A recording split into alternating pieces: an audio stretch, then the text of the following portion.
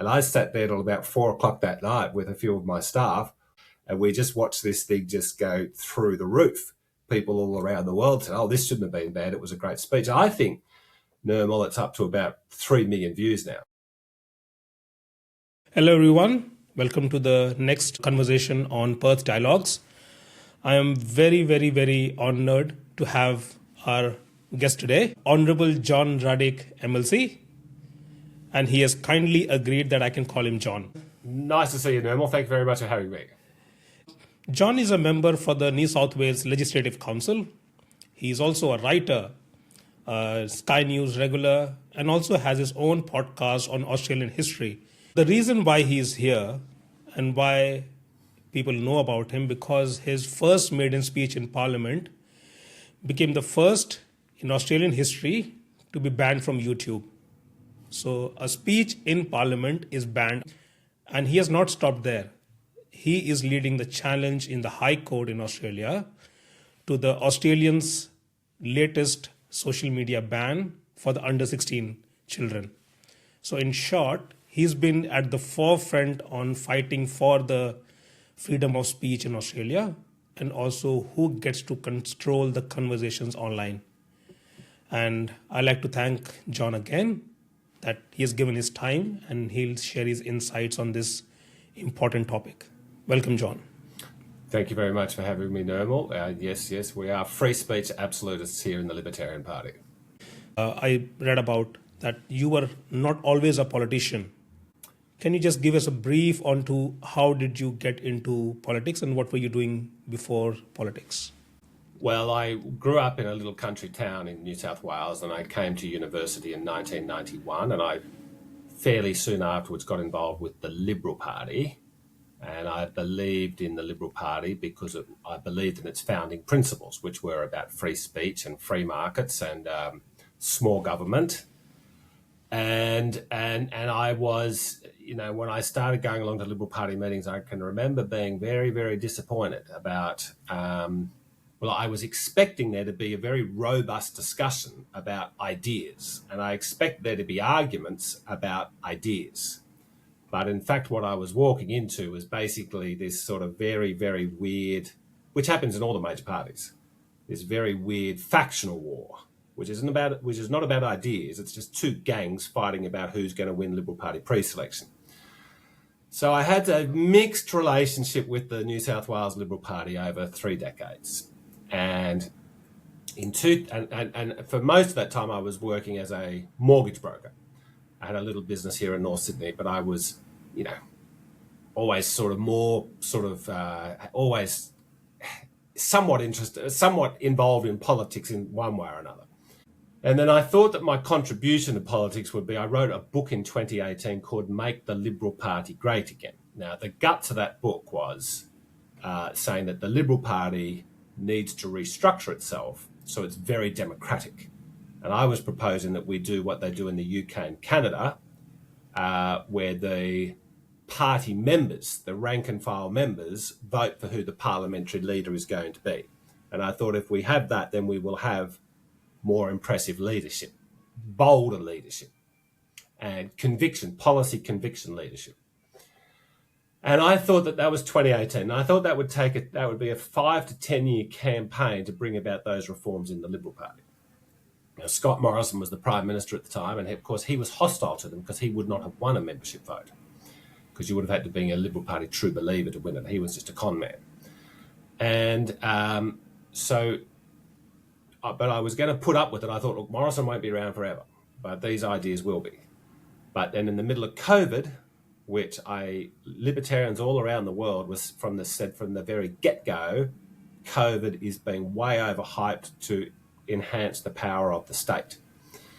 And so I was really disappointed with the federal Liberal government and the New South Wales Liberal government. And so 18 months into that, when the stupid Liberal government here in New South Wales brought in another round of lockdowns, I said, okay, well, I'm going to join a party that is leading the resistance against this garbage. And so I joined the Libertarian Party.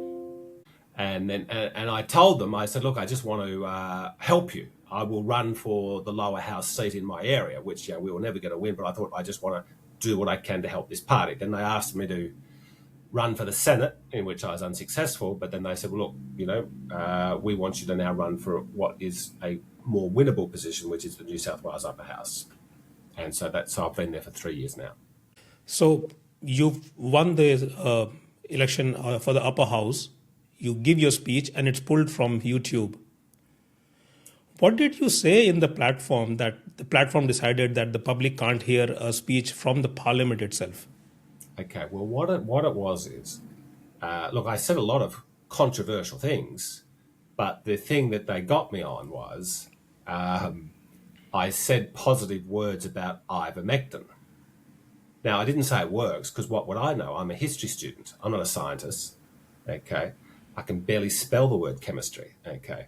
But so I don't know whether ivermectin works or not. Well, I didn't then. I'm now pretty pro-ivermectin, okay, just because all the baddies are against it.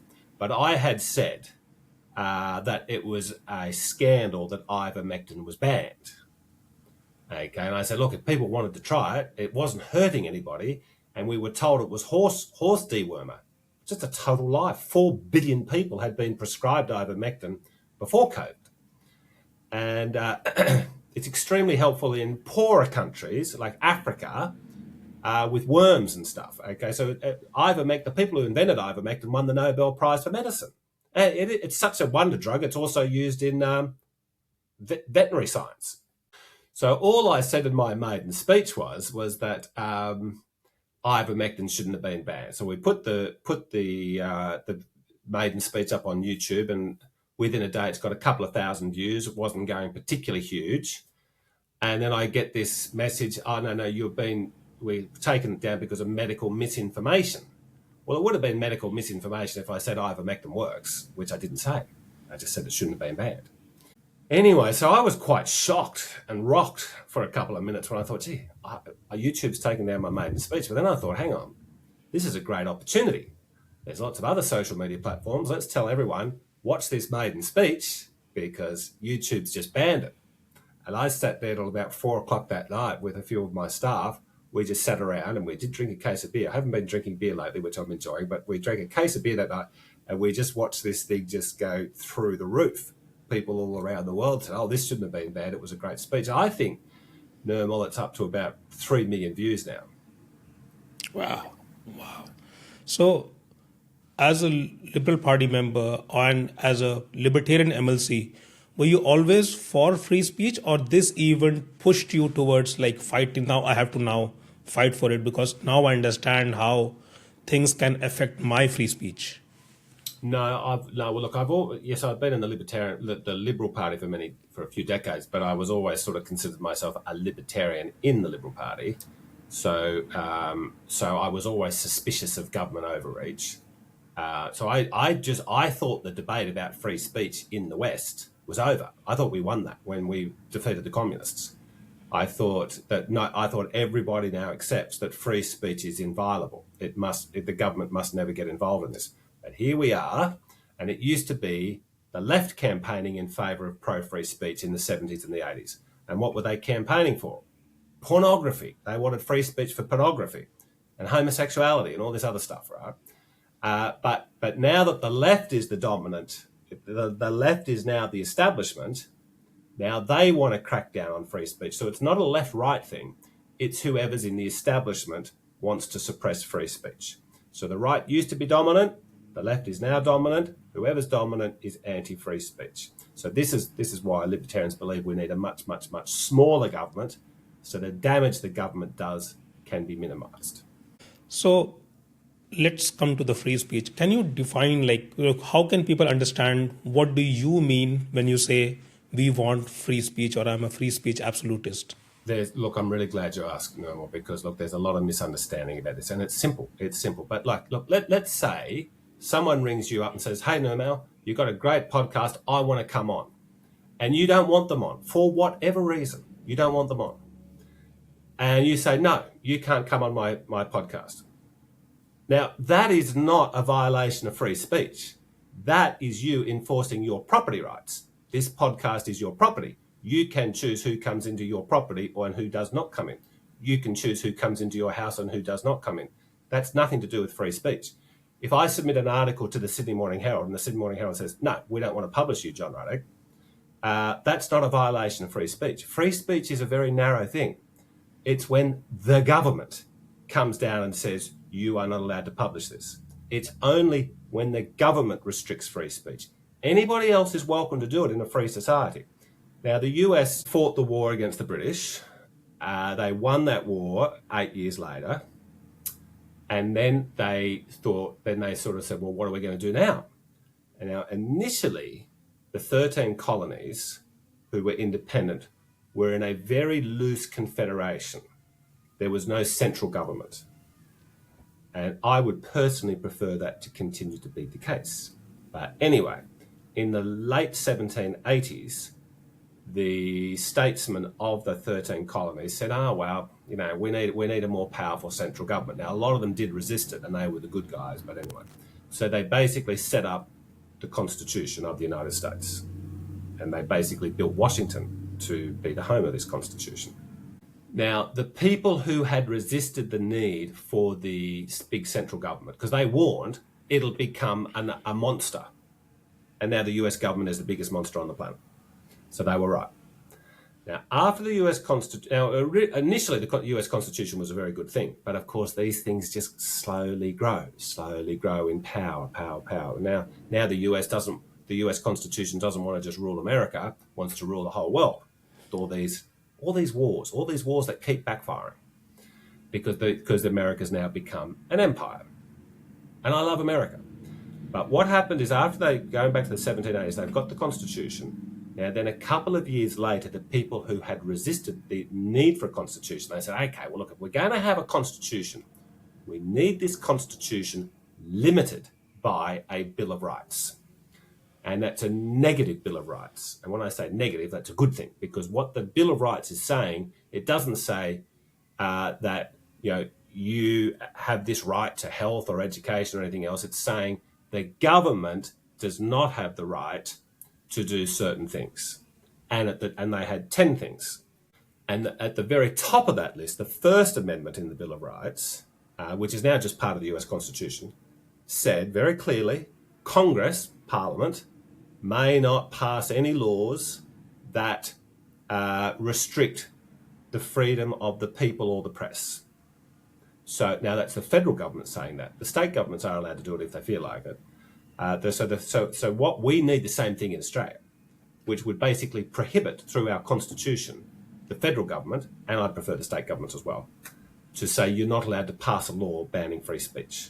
And now if we had a constitutional referendum in this country proposing that, and you would know, Nirmal, that most constitutional referendums in this country lose, and I think that's a good thing because most of them being bad, most of them make the power of the government more powerful. But I believe the Australian people would vote in favour of a free speech constitutional amendment. So with that distinction and definition, do you think when YouTube banned your video, were they within their rights to ban it and it's not infringing on your free speech? No, it's a very good question. Well, at face value, the answer is YouTube was entirely within their rights to do that. And me using YouTube or you using, or the listeners, the viewers watching YouTube, it is a voluntary decision. It's a private business and they can platform whoever they want and whoever they don't want. So I criticize, but I'm also allowed to criticize their decision. Okay, but so far there's no government involved. So I'm allowed to go out there and say, YouTube are corrupt bastards. And YouTube's allowed to go out there and say, John Ruddick is a dangerous person and we don't want his views heard. That is all fine. Now, why it's a little bit more nuanced in this situation is that after my Maiden speech got banned, people like Senator Alex Antic in this country and other people like Thomas Massey in the United States and other good people have got these freedom of information requests, which showed that the government in Australia and in America was telling the tech platforms to take down certain platform content. So that was the government secretly telling the platforms to take stuff down. So did that happen to my Maiden speech? I don't know, but they would have been following guidelines Now, you're not allowed to mention ivermectin. That would have been the guidelines. Now, where did that guideline come from? Well, I suspect it came from the government. Okay. Now, maybe YouTube just made it all up themselves. No. Well, Mr. Zuckerberg has come out and said he's apologised to different platform, but similar. Facebook. He's come out and said, yeah, we were told by the government to censor certain ideas around COVID and the vaccine and other things. So look at face value. What YouTube did under my rules, that is entirely fine. But having the government, meddling in the background, that's even worse than the government meddling in free speech because they weren't honest about it. So you refer to the government going and influencing the platforms to do something or not allow something. Yeah. Australia has recently gone and openly said, here's the new laws around social media ban for under 16. Here's what we're telling these platforms to do something or not to do something.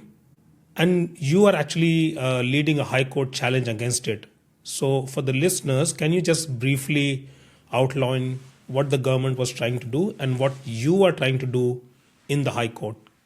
Okay, so what's happening here is Mr. Albanese has told the Australian people that he wants to ban social media for under 16-year-olds. And he said, we're going to protect kids from predators. And everyone says, wow, well, who can argue with that? Now, I believe that he's lying. I believe that what he really craves is government censorship. And he's using the kids because people will go along with it. But really what they're really trying to engineer is they're trying to engineer so that certain categories of people can be excluded from the internet. That's what they're trying to engineer. And this kids thing is just the beginning. It's a smokescreen. But at face value, what they're saying that parents don't have to worry about kids online anymore. Now, if you're a parent today, the paramount responsibility today is keeping kids safe online. Now, on balance, the internet is a magnificent thing for the world, for adults, and for kids. I think it's fantastic that kids are exposed to a diversity of views. When I was growing up, there was 3 TV stations, 3 newspapers, and 3 radio stations. And we thought, one side supports Liberal, one side supports Labor. We thought we had a diversity of views. They were very narrow. There was a little bit of difference in a very narrow band. They were all saying the same crap. War is good, all this stuff. Now, the internet gives us a universe of views, okay, and most of it's fantastic. But I mean, we can have a free exchange of ideas without the government being involved. And now people like Mr. Albanese hate it. They want to restrict our free speech. So he brought in this legislation last year where he says we're going to, use the violence of the state to get the tech platforms to ban kids from under the age of 16 from accessing social media on penalty of a $50 million fine. Unbelievable, right? Now, then what happened was I was asked to be part of this group that was organising a High Court challenge. Now, there was a similar Supreme Court challenge in the United States. Joe Biden tried to bring in similar legislation, and the US Supreme Court threw it out. They said, get lost, Joe Biden. This is a bad law. You can't do that. This is a violation of our First Amendment. Now, Australia doesn't have the First Amendment. So, but we have had, for about 4.5 decades, this thing called an implied freedom of political communication. And as a general rule, I do not like the justices of the High Court inventing laws, inventing things that the Constitution says, and that's what they've done in this case. But it is a principle that has been sort of accepted now for a quarter of a century. So we are going to go to the High Court and we're going to challenge, we're going to say, well, kids who are 16 today are going to be voting in the next federal election and they need to be informed. And kids today barely ever read the Sydney Morning Herald or the Australian or watch the ABC News. Barely ever. They can get better news. They can get more interesting news from social media. And that's where kids do get their news. And the traditional media can't compete with it because the corporate media was so manufactured. Whereas look at people like Piers Morgan and Tucker Carlson, and now in this country, Karl Stefanovic, they were all part of the corporate media, and now they're some of the few people in the corporate media who can stand on their own 2 feet because they've got talent and they're interesting. A lot of people don't like them, but obviously a lot of people do because they've got a big audience. Now, but most of them can't compete because they're boring, okay, or stupid, and they're just not. People don't want to listen to them. Now, we had to put up with their garbage when they were working at these controlled bureaucracies called, the corporate media.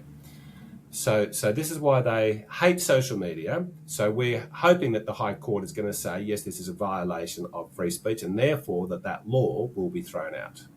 So you are putting your case as this is a impingement on the political freedom of speech. Yes. The government says this is not about freedom of speech at all. It is a product safety measure that we are trying to, something like drinking age. I think that was one of the arguments given. We don't allow kids to drink till a certain age. We are not allowing this social media platform till a certain age. Is this a sleight of hand? Well, kids drinking alcohol is always a bad thing. Good case. Adults drinking alcohol is on balance bad for your health, and people might have fun with it, but on balance, may not be a good thing. But with kids, 16-year-old kids getting drunk, bad things are going to happen. So to compare it that, so that 95% of the time it's going to be a bad experience long term for them. Now with the internet, with kids on the internet, why is it so popular? Because they're having a good time. They're learning stuff. And a lot of the social media, like I've got teenage kids, what do they do on these things? They talk about, are you going to Emily's birthday party on Saturday? What dress are you going to wear? What present are you going to buy? Where are we going to meet for rowing or netball, whatever. And so it's just, it's a voluntary thing. And the social media platforms don't want there to be predators on there. And these new apps for kids are really safe. The people that own the platforms have got a massive commercial incentive to keep it safe. So my kids like Snapchat, before Albanese banned it. Now what happened there was Snapchat is super safe. Now, let's say you had, over the course of the next year, you had 6 high-profile cases around the world where kids got abducted via Snapchat, like a relationship that they had started on Snap. Well, Snapchat's going to go broke. So Snapchat, more than anybody wants to keep it a safe platform, and it is a safe platform. Now, parents, their paramount responsibility, as I mentioned, is online protection for their kids. Kids should be taught from about the age of 3, hey, the internet's a really great thing, but guess what? Baddies can be on there, so just be super careful. And mum and dad should be really, really involved. It's more important than anything besides eating and breathing air. Because the internet is so vast, so ubiquitous. It's a massive part of all of our lives, and it's a good thing. And so the parents need to... So when the internet first came out in the 1990s, the kids then did not have parents who had grown up with the internet. The kids didn't know what the internet was. The parents in the 1990s thought the internet, the computer, was somewhere where people went to play little games, little basic games. So the parents didn't mind the kids mucking around with the computer because they didn't understand what the internet was. Now, parents today have grown up with the internet. So the amount of bad things happening on the internet, despite the internet being such a big deal, is actually reducing. And and that's because of parental supervision. Now, what Mr. Albanese wants to do is he wants the parents to sort of put their guard down. He wants to say to the parents, look, don't worry about Bobby and Mary looking at the internet because I'm doing it for you. I'm co-parenting with you, mum and dad. And so mum and dad say, oh, thanks, Mr. Albanese. We won't bother to look up, see what our kids are doing on the computer. Now, what this means is the kids are getting around this ban like very easily. One kid works out how to get around it, and it goes around the playground by lunchtime. So the kids are going to get around the ban, and they are getting around the ban. Now, what that means is, and if their favourite, their traditional, their orthodox platforms are banned, they're going to go to the dark web. They're going to go to dodgy sites, hidden sites, where bad things will happen. But Mr. Albanese does not care about that reality because he craves this, like all people in power, they crave what political ideas the people can be exposed to. They crave to control it. From the other side, there's Jonathan Haidt, if you know about, from the US, the big researcher. He came out with a lot of research on the effect of social media, bullying and things on children. So to those parents who might have had their children bullied on social media or worse thing happen, it would look like you're defending big tech rights to hurt their kids instead of saving their kids. What do you say to those parents? Well, now the thing about the assumption there is that bullying is something that's just been invented since the internet came along. Now the truth is bullying. But when we observe a pack of or a troop of chimpanzees, which are similar to humans in many ways, we've got our brains about 3 times bigger, but in many ways no animal is more similar to a human than a chimpanzee. When we observe chimpanzees, and there's been a lot of scientific observations of them, when they are adolescents turning in from kids into adults, bullying is something that happens. And I don't know anybody who went through school and can't say that they were never bullied. And now I know some kids are more bullied, okay, than other kids. That is a fact. Now, I'm not saying bullying is a good thing, but I'm saying it would be very wrong to blame it on the internet. Now, the internet has made this practice potentially more lethal or more potent, okay? But I mean, you can always just log off social media, but Mr. Albanese is saying it's about reducing social harms that are caused by social media. He's a liar.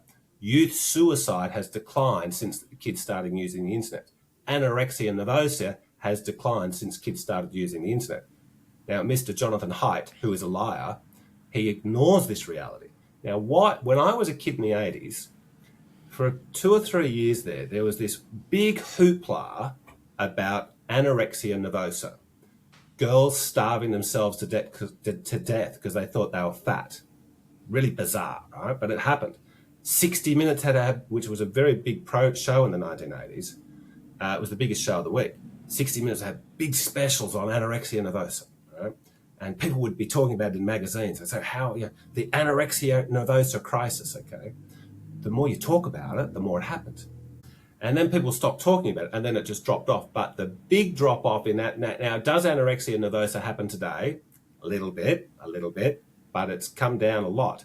Now, I suspect what has happened here is that people who are vulnerable to falling into anorexia nervosa today, before they had no support. Now what can they do? They go onto the internet, they've got some type of angst, they've got some type of mental distress, and they can go onto the internet and they can find another little group of people who having a similar experience.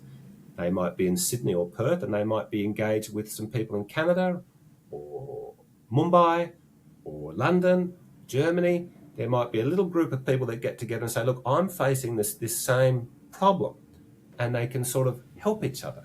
And so when they're falling into anorexia nervosa, there's other people that they can talk to about it, and it stops happening. Now, a similar thing is happening with youth suicide. It was already really, really low. How many kids, I think it's out of 100,000 kids under the age of 18 in Australia, I think it used to be about 12 a year would kill themselves. Now, it must have been unbelievably traumatic for the parents and their neighbours and their friends and their cousins and their schoolmates and everything. But the good news is, since but these are low numbers, okay? And public policy people have to talk about, there might be people listening to your show who's had somebody who was a kid under the age of 20 who killed themselves. And I feel very sorry for them, okay? But we're trying to, Nirmal and I are trying to work out what's optimal public policy. So we have to deal with these facts. Now, I think it used to be about 12 out of 100,000 every year.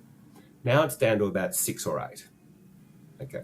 Now, since social media came along. Now, okay, so where's the crisis, Mr. Albanese? He's lying. Jonathan Haidt is lying. Do you know what people do on the internet? When you get to about sometime between the age of 6 and 16, people start to take interest in certain subjects. It might be AFL football. It might be bushwalking. It might be bird watching. It might be motor cars. Whatever. It might be history. And now on the internet, you can go and explore your heart out on it. You can go and become a mega expert on your particular field, and that might lead you to other fields. Thank you, internet. So the internet is a magnificent thing. Mr. Albanese, Mr. Haidt are liars. They are trying to justify bringing in a really powerful government that can control our thoughts. One thing, I work in multiple OS platforms, so I've seen this. Since the social media ban, now the government has moved, they are coming up with a new tranche of laws that they will track who is actually getting on even on the devices by forcing Apple to check and the platforms, the app platforms to check. Now they want the Mac to even check your ID even before you log on to Mac OS or Windows. California is forcing even the open source Linux systems to check the ID even before someone can log on to the OS. Apps are too far down the road. So by the time your High Court judgment comes, the government has taken over even more, much more power to curb who gets onto the platform. Do you think your High Court case will have much effect by the time it comes out? Well, assuming we win, let's assume we win. What impact will that have? Well, what has happened since Mr. Albanese decided to do this? 22 other countries have basically copied the legislation. So Albanese walks around so proud of himself. Oh, look at me, the world's followed me. Very much feels like this thing was all prearranged, okay? And Australia, because around the world, pretty much everybody's heard of Australia. Okay, and that's because when you're a 4-year-old kid and you first start looking at the world map, it just sort of stands out because it's this sort of like little, it's the biggest island on the world. A little kid says, "What's that?" And mum and dad say, "That's Australia. That's where kangaroos and koalas live." That's the first thing kids learn about Australia. And it's like, kids by the age of 12 are going to really struggle to find on the map South Africa or Brazil because they're landlocked and they're not going to know. But Australia is really easy to find on the map, easier than America. So, we're a successful country. Half the world wants to cut off their right arm. It would cut off their right arm to come and live in Australia. Okay, half the world. So Australia has got this likable and favourable opinion, and we are obviously a wealthy country. We were before Mr. Albanese came along, at least. But despite having bad government in this country for 30 years, in my view, we are still a happy, wealthy, prosperous and peaceful country. And so therefore around the world people admire us. So therefore when, and tourists love coming here.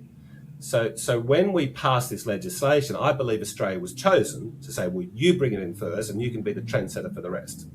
Because this is a global push to restrict the internet. If we win, hopefully then we can it can be a reverse effect. But look, what's going to happen is Albanese will not give up because he craves this dictatorial power. So that's the problem. What we actually have to do, the way to really win this battle is having conversations like this, reaching new viewers and voters and saying free speech is extremely important if you want to live in a happy, peaceful society. So we discussed free speech. Now I like to come to who controls the conversation. In your view, who's controlling the conversation today? Well, the government is controlling the conversation because the government has got far more power than we ever wanted it to be. Robert Menzies and the Liberal Party ran this country from 1949 to 1972. That is a record in the English-speaking world in the last 200 years since democratic elections really began. It's the longest winning streak in the history of all these similar countries. Now, at the end of that period of 23 years of government, the federal government's tax take off the Australian public was about 18% a year. So you go out and work 1 day for the government and 4 days for yourself and your family. Okay, now what's happened now is the federal government's tax take is about sort of 28, 29%. Sounds bad, but not terrible. But when you add in the state government taxes, land tax, stamp duty, beer taxes, smokes, gambling, and then you add in the local government taxes, the rates, okay, and there's speeding fines and everything else, okay. Then on top of everything, add on another 10%, thanks to John Howard and the GST. So the Centre for Independent Studies did a study a few years ago. They released a paper, and they calculated when you add everything up, they said, look, it's hard to be precise about it, but they thought that the tax rate in this country was about 55%. Now, that's terrible. That means we live in a democratic socialist country, where the more socialism you have in the country, the poorer and more unhappy the people are. So with all that power, look, the Libertarians believe that the government should be like a night watchman. The less he does, the better. If he's not doing anything, it means that there's no great problem. So we just let people go out and do their thing. We have the night watchman sitting there, and hopefully he does nothing. Now, if there's a murder, if there's something bad happen, if there's a fight in the street, we'll say, hey, Mr. Night Watchman, come out and sort this problem out. And that should be the role of the government. We should let people be free. When people are free, they become very creative, and people are generally good at running their own lives. People are bad at running other people's lives, and that's what the government is, trying to run other people's lives. So us Libertarians basically believe that the government today is a heavily armed gang that is self-serving. They market themselves as public servants. We're here to be a servant to the public. No, they are self-serving. They're a gang, and they've got weapons. That's how they get their way. Look, let's say you're driving home tonight, Nirmal, and you get a speeding ticket for $200. You get the ticket in the mail and you don't pay it. You get another ticket. They say, hey, Nirmal, you forgot to pay your bill. You owe us $200. So you say, no, not paying it. And then they'll say, okay, well, now you owe us $300. You say, okay, I don't care. Now, you just keep ignoring it. You got a fine from the government. It might take 18 months, but eventually that will result with men with guns knocking on your door. And behind every single government law is guns. The state gets its way through the threat of violence. Now, they don't often use that threat, but we all know, hey, if you don't pay your taxes, you're going to go to jail. So because we've let the government become so big, it clearly is the agenda setter, okay? And we have to end that. Now, who should be setting the agenda? The best ideas. In a laissez-faire free market of ideas, there'll be a whole mishmash of ideas swirling around, okay? And it'll be chaotic, it'll be messy, okay? But it'll be glorious, and it'll be good, and it'll advance mankind further. Now, as we mentioned earlier in the discussion, the United States has had robust free speech locked into the Constitution. God bless America. And what has been the outcome of that? Massive creativity. Who gave us the internet? Aeroplanes, electrical appliances in our homes, basically American. Automobiles, AI. These are American inventions. Now, is it because the American people have a higher IQ than other people around the world? Or is it because the American people have been given more freedom than any other people on earth? It's the latter. So you give people freedom, and there's always downsides with freedom. It's always messy. Bad things will happen, okay? But on balance, it's like it's a living thing. It will grow, and things will get better. So the biggest threat in the world today is the government. So coming back to the who controls the conversation, we have seen the Christchurch shooting live on Facebook. So when the Wackely church stabbing video started circulating, the e-safety commissioner not only wanted to block the video in Australia, but worldwide. My question is, why shouldn't a government official be able to pull these kind of videos down? Not only Australia, across the world. Yeah, well, we believe that the department, the e-safety commissioner should be abolished and replaced with nothing. Now, when a tragedy like that happens, it's entirely up to the platform as to whether they want to distribute it. Now, my personal view is that no one can force you to watch anything, okay? And I think that generally speaking, the more reality that people are exposed to, the more better informed they will be. There's no point putting our head in the sand. So I'm basically now there's going to be, of course, we don't want to. We don't want to watch a murder, okay, and other bad things, okay. But I mean, it should the government should be neutral on this question, and it may be that there's a platform out there that does become notorious for parents and users for putting on particularly ugly stuff. Okay, well, if that's the case, I believe that's a bad business model, and it won't be a business model that will flourish, okay.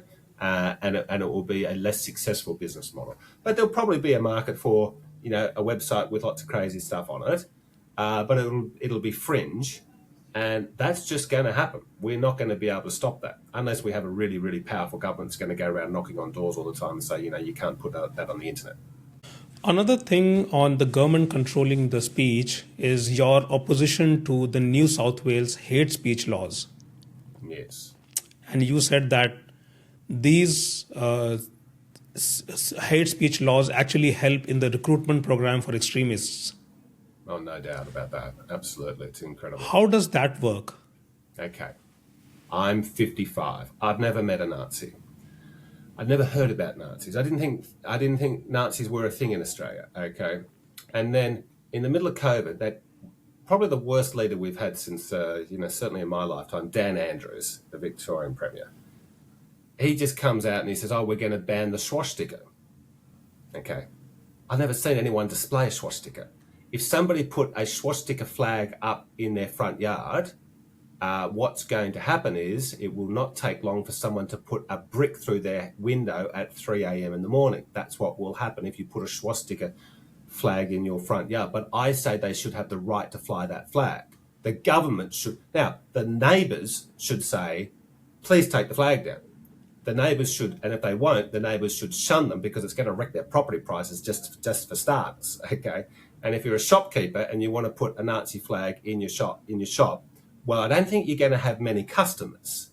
And we should just let the market sort that out. No, who's going to want to be anywhere near the shop? Not many people. Now, the alternative is for the government Gestapo to knock on that shop door or that homeowner's house and say, hey, take down that flag, and if you don't, we're going to put you in jail. That's an ugly society. So the only person who opposed that law in Victoria was David Limbrick, who's a Libertarian Member of Parliament down there. Now, then, of course, Albanese does it, and all the other low IQ, mid-wit premiers around the state, Labor and Liberal, they say, we got to do this too. We got to do this too, right? And so what that's done is, and all these other so-called anti-Nazi measures, what's it done? Lots of publicity for the Nazis, who now are a thing, okay? And so now what would have happened before? Let's say you're a 16-year-old male, and for whatever reason, you are vulnerable to go and get involved with the Nazis, for whatever reason. But you didn't know how to contact them. You didn't think that they were a thing. Well, then you turn on the Channel 9 news at 6 o'clock and you say, a Nazi's just got arrested because he said blah, blah, blah. He didn't bash anyone up. He didn't cause violence. He just said naughty words. He should just be ignored. But what the stupid media and the stupid politicians have decided to do is, let's make them celebrities. That's what they've done. So what's that? It's just the most incredibly magnificent recruitment drive. It's not just Nazis. It's the jihadis going to Syria before the Syrian war went to absolute hell. A lot of people from Australia and Canada, a lot of foolish people said, we're going to go over and join the caliphate. It's going to be, Islamic heaven on earth. Didn't quite work out. But how did they find out about that? Well, the corporate media kept saying, look at all these kids going over there and other kids. Okay. So my point is, well, that's a little bit different because there wasn't a law involved. But look, the Nazis, the more people want to ban it, it's like the old whack-a-mole. Okay, the more you want to ban it, the more powerful it becomes. So continuing from that last question and what you said, is there any speech that you will criminalize or stop? Or should we let everything happen? No, it's a good question and it's a hard question. Okay, because look, let's say I stand in the middle of Martin Place tomorrow and I start saying that we should kill all Seventh-day Adventists, which is a little Christian group, reasonably mainstream in terms of their doctrinal beliefs, reasonably normal to most Protestants, except they very strongly believe that God wants us to go to church on Saturdays and not Sundays. That's that major difference. But let's say I got up, and I'm guessing now 0.5% of the population, that might be 1%.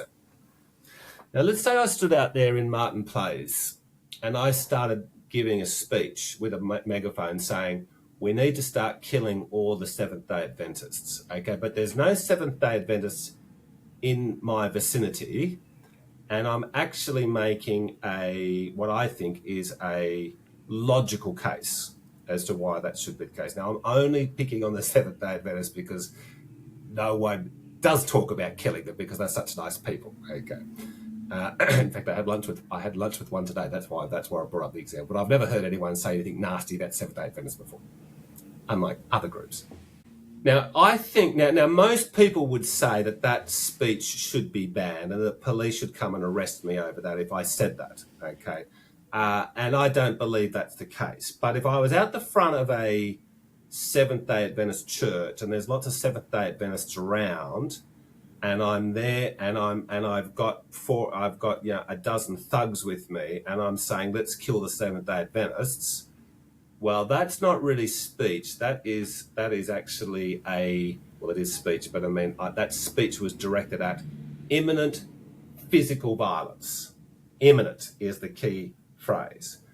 Now, the reason why I said this, now there's also difficult questions around pornography, okay, about, where are the limits there?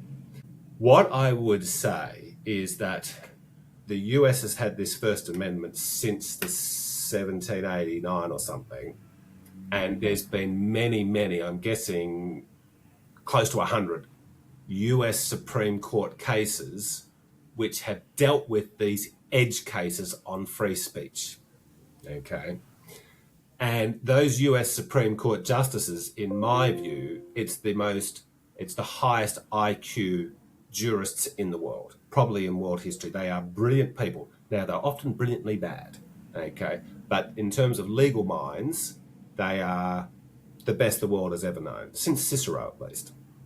Now, they have wrestled with these edge cases, and these edge cases are really rare, and most of the academic debate about free speech matters is all obsessed with these edge cases.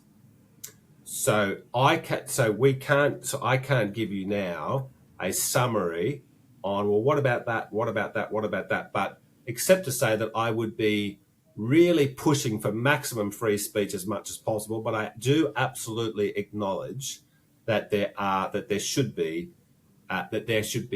some guardrails, okay, but I'd probably be very much at the category, but I would agree with generally what the US Supreme Court has found. Towards the closure, and anyone who's listening and finding your positions frightening, or they're thinking or they're in two minds, what's your message to them so that how they can understand free speech? Well, the question is, do we want to have the government, which are just people? The government, there's nothing special about the people in the government. In fact, the government does attract egomaniacs and control freaks. Now, most people in government are lovely people, okay, but it does attract sort of people who have this inner urge to sort of boss other people around. And they sort of run the government. So the question is, do we want that category of people, which is a very small category of people, do we want them to restrict and control what you as a human being are allowed to say and think? Now, libertarians believe that the right to free speech and the right to free thoughts, that right does not come because the government gave us that right. We believe we have that right because we were born with that right from God. You don't even have to believe in God, right? But these are what we call natural born rights. And we believe very strongly that because you should be proud that you're a human. Humans are the greatest thing this world has ever produced. We are brainy. Elephants and dolphins and dogs might be smart, but they're nothing compared to us. And I don't think a chimpanzee is going to build a Elon Musk spaceship to Mars anytime soon. Okay, so humans are great. And so we should be proud to be humans, and we should be let our fellow humans freely express themselves, because every human is wrong about some things. I think I'm right about everything, but then I keep changing my mind every few years on important subjects because I'm evolving, okay? And so I look back at things I might have believed in 10 years ago, and I think, gee, I was a bit of an idiot for believing in that. I believe everything I believe right now. I think I can make a good case, and I really do believe it. But I'm sure in 10 years' time, I'm going to be looking back in 2026 and say, gee, I was an idiot for believing in that back then. Okay, so what we have to accept is that we're all limited humans, and we're all fallible and we'll make mistakes. So therefore, since no one can be perfect, let's just let everyone have their free say, and we'll end up with a really vibrant, successful, peaceful civil society. On that note, I think I'll thank you for the time. I think we have exceeded your time that you gave me, but again, a big thank you. Well, Nirmal, I enjoyed the conversation. I appreciated the intelligent and challenging questions. Thank you, John. Thank you.